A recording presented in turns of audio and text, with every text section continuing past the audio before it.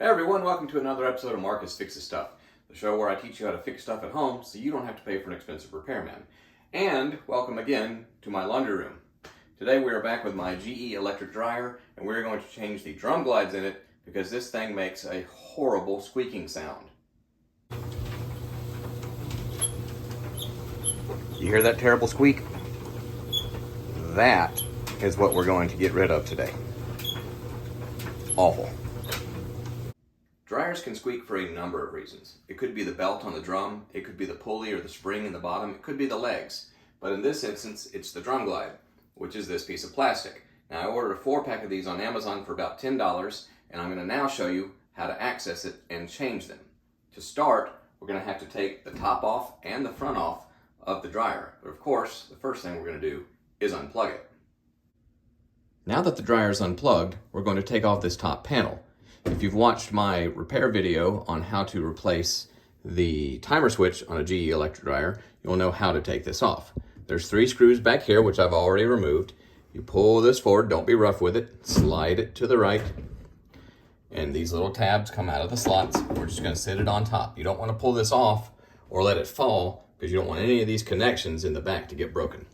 Okay, now that that's done, we're going to take this top panel off. To do that, we're going to open the door, and we're going to see a screw there and a screw here, just on either side of the opening. It's just a Phillips head screw. We will take our power drill, and of course, if you don't have a drill, just use a screwdriver. It's no problem. This is just faster for me. And there's one.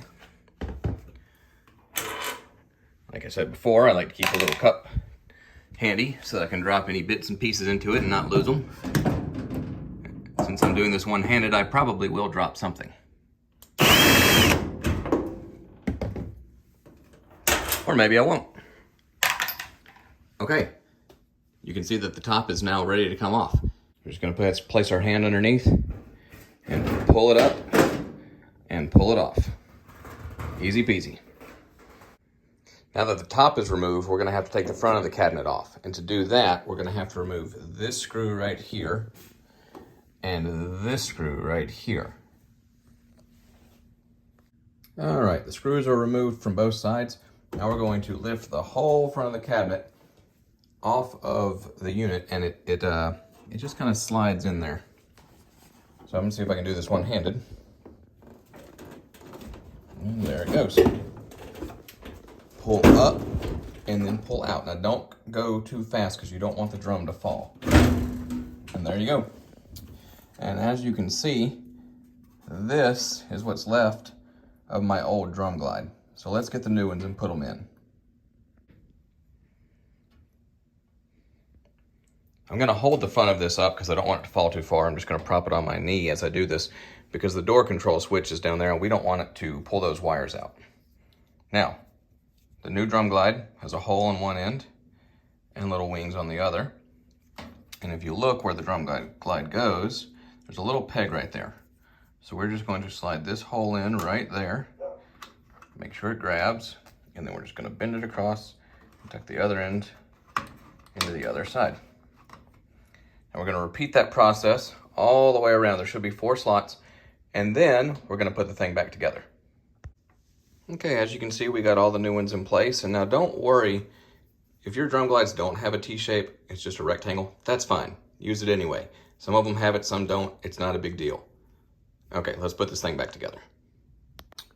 We're going to put the front panel back in place now, and you've got tabs that have to go into these slots on either side, right there and right there. You also have to lift the drum up. Now I'm just pushing it with my body. Just lift the drum up so that it goes on top of those glides like that. Then all you gotta do is line it up on either end and push. All right, this side took a little bit of elbow grease, but we got it on there, and as you can see, we've got both of those little screws back in place. Now that we've done that, we're gonna put the lid back on, screw it back into place. Okay, here's the lid. Ooh, that's loud, isn't it? Just gonna line it up. And sit it right on top of there. That's hard to do with one hand, y'all. Once we get it screwed in, we'll put the panel back in place. I like to start these by hand just to make sure that it matches up. Right there, there we go, with the lid. And once you've got it like that, you can just take your screwdriver or your drill and pop it into place. Now we'll do the other side and we'll put the console back on. Okay, glides are in, front's on, top's on, back console control panel is in place. And before we test it out, I'm going to show you how much money you will save by doing this by yourself. Let's see how much money we saved.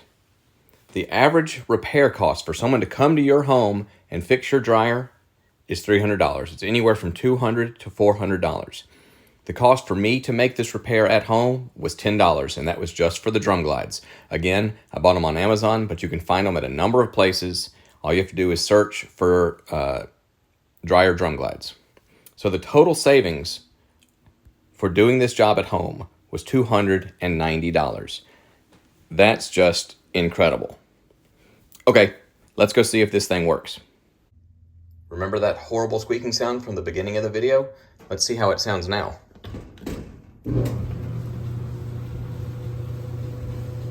That sounds great. Looks like another job well done.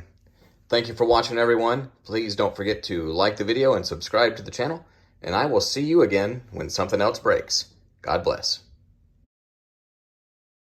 We're going to have to take this whole front end off.